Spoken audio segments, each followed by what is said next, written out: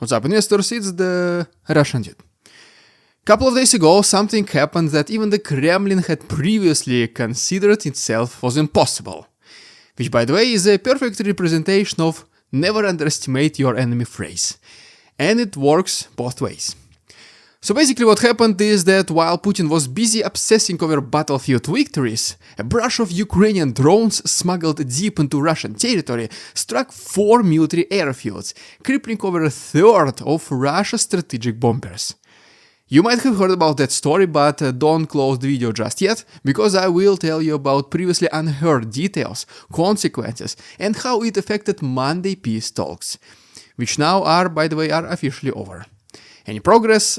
Stay tuned and you will find out in today's video. So yeah, back to that extraordinary attack against Russian Air Force might.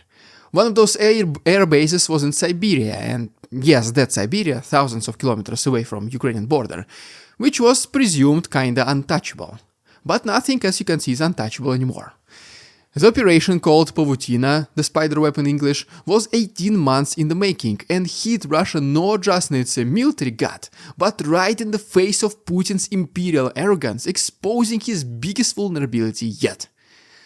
Western analysts called it a humiliation. Russian civilians are calling it a wake-up call, and so what about Putin? Well, he as usual calls it everything is under control.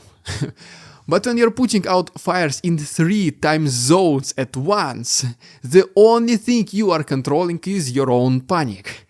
And maybe you can incarcerate a couple of unfortunate bloggers for spreading misinformation and discrediting the Russian army along the way, simply because they spoke about these attacks before the official Russian state media.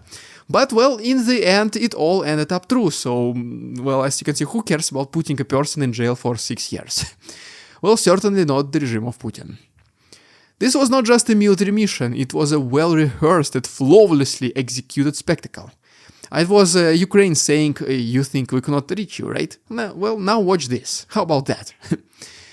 This strike tore the veil of the fantasy that Russian homeland security was all airtight.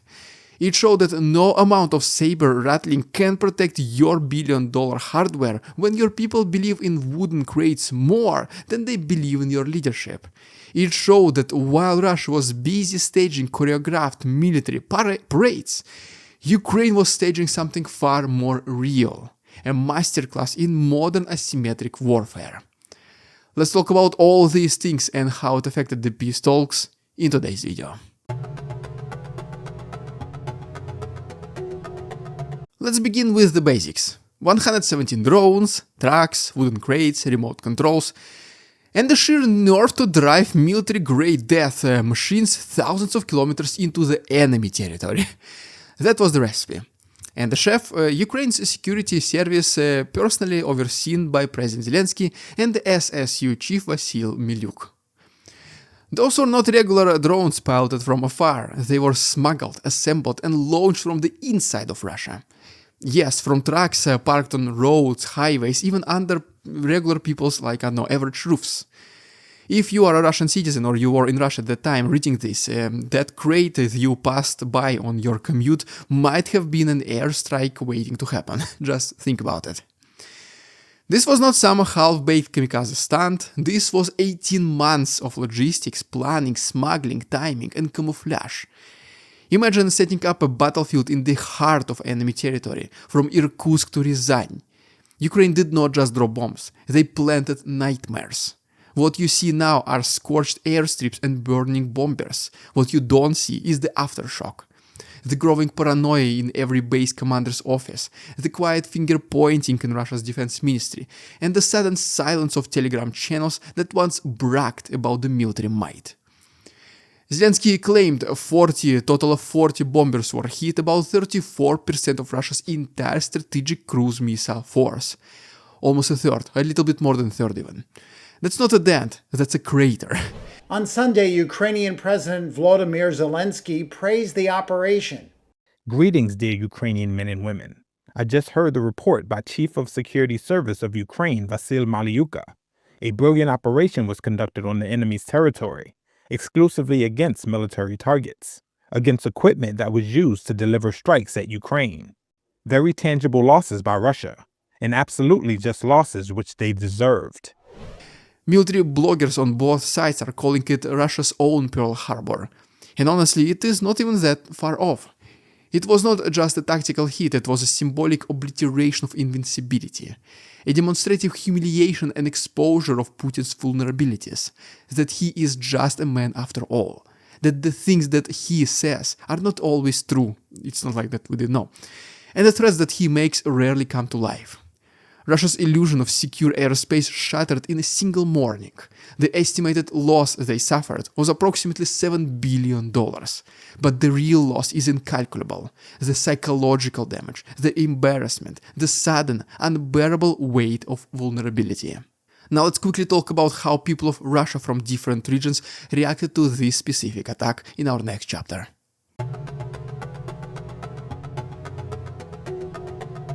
Until now, the war was something that happened on somebody else's TV screen, I mean.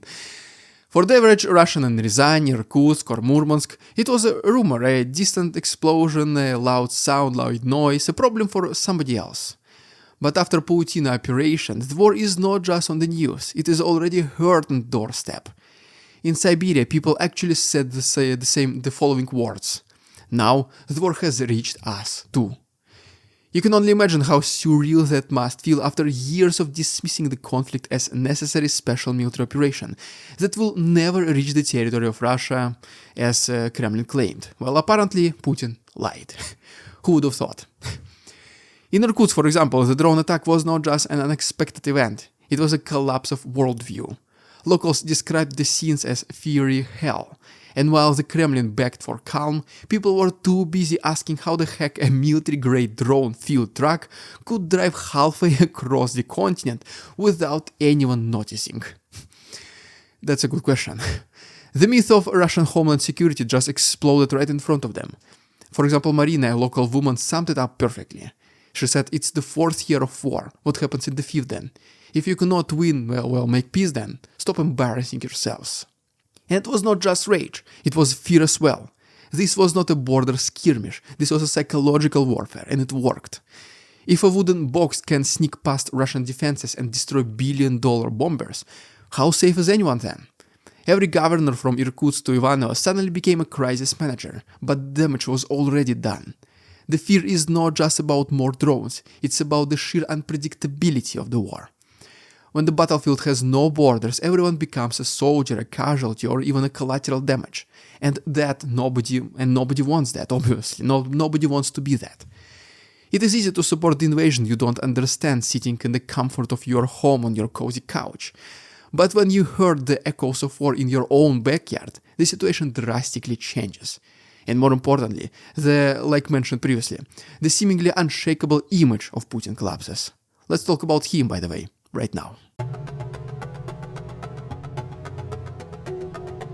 Enter Vladimir Putin, the man who built his image on invulnerability, discipline, and ironclad control. This drone strike turned that image into complete ash. For over a year, Putin bragged about momentum, about breaking Ukrainian lines, about restoring Russia's dignity and former glory. And yet, a few men with remote controls just wiped out nearly half of his strategic air fleet. According to Western analysts, it's a humiliation on par with military catastrophe. But this one, it's even worse. Because it happened inside Russia. Not Donbass, not Crimea, not other occupied regions, but the Russian territory itself. In many places all at the same time, and not a single one of these attacks was ever prevented. Not even close, nothing. Now, this is where a total incapability of a system built on loyalism rather than competence shows its best long-awaited results. Something like this was coming, and it finally happened. Putin's power projection is built on myths that he is the master chess player, the ultimate tactician, the one who sees 10 moves ahead. But here is the harsh truth for the Kremlin. No amount of geopolitical swagger prepares you for drones taking off from parked trucks in your own country. The silence from top officials speaks volumes, and I mean this is also another perfect phrase when it says that silence is deafening. Instead of addressing the attack with facts, they retreated behind phrases like everything is under control, or that the situation is being assessed. What does it mean? What's the translation? They simply have no clue what hit them or how to prevent it from happening again. And if they do, they are not about to tell the Russian public that their trillion-ruble defense machine is full of holes. Sven Biskop from the Egmont Institute summed it up even perfectly. Even if this does not change the war's trajectory overnight, it proves that every inch Russia tries to gain will be met with exponential cost. For every soldier you send, expect 10 drones in return. And that cost? It's not just in rubles or bombers, it is in shattered confidence. Not just Putin's, but the entire country's. Meanwhile, Russian state media is busy showing footage of ballet performances, old school children smiling in uniforms, and carefully framed images of Putin receiving updates in gold-decorated offices. It's all theater, obviously, it's all distraction. Because when the war finally knocks on your own door, you do not need propaganda. You need a plan. And right now, Putin does not have one. Was the response of the Russian military? Well, none for now. They barely even acknowledged it even happened. They were forced to do it because everyone was already talking about the incident. But most likely the response we can expect is, unfortunately, another mass attack against mostly civilian objects in Ukraine. So guys, if you're watching this from Ukraine, please be extra careful for the next couple of weeks. Who knows if your local kindergarten will be selected by the Russian propaganda as the, meeting point or assembly point for international mercenaries. Therefore, they will justify it making a legitimate military target. Now let's talk about the consequences of this Putin operation on peace talks, which concluded on Monday. Just a day after the attack, Russian and Ukrainian delegations met in Istanbul for quote-unquote peace talks. Coincidence? Absolutely not. This strike was timed down to the hour. It was Ukraine's way of walking into the negotiation room and saying, "You want to talk peace? Well, good, but remember, we can do this as well. You do not feel safe anymore." Zelensky, for his part, shuffled the deck as well. The delegation grew to 14 members, including heavyweights from defense intelligence, foreign ministry, and legal staff. This was not just diplomacy, it was a statement. Ukraine brought soldiers, analysts, and lawyers. In the meantime, on the other hand, Russia brought recycled bureaucrats led by Putin's internal shadow, the chairman of Russia's historical education, Vladimir Medinsky. One side came to negotiate, the other came to stall. I guess who is pretty obvious. And how long did these talks even last? Well, just a little bit over 1 hour, almost right after one of the boldest attacks in modern warfare. As a result of these negotiations, there were no breakthroughs, no announcements of ceasefire, just paperwork exchanged via Turkey, and another round of prisoner swap preparations. While Ukraine handed over a list of deported children demanding accountability and clarity, the Kremlin sat silent, clutching its unread memorandum like a bad poker hat. No one even knows what's in it, but, well, Ukrainian diplomats believe it is a list of impossible demands, same as always, designed for not for resolution but for delay. Same old stuff, basically. Ukraine should retreat from all the occupied lands, reduce its military size, and give Russia its 4 regions under control. 4 for now, but 6 in the future if you don't agree today. So obviously, Ukrainians never took those talks seriously. And every minute of delay is, unfortunately, another missile, another drone, another family buried under the rubble. Even the Turkish hosts looked embarrassed. The Tsirigan Palace, a symbol of Ottoman grandeur, played host to this farce. Talks that were supposed to decide the future of European continent turned into another PR stunt. Turkish Foreign Minister Hakan Fidan tried to make it sound profound, saying that the world is watching. But the world has been watching for months and years already. And it's already tired of this theater, because now it wants answers. Well, there you have it, guys. If you haven't done so already, please subscribe to my channel. If you want to see the Thank God It's Monday podcast, previous episode I did it with Jake Bro, it's already on my YouTube channel. You can find the previous video, it's already uploaded. Thanks much for watching. If you want to support my work, the links down below. Thanks much for watching once again. See you tomorrow.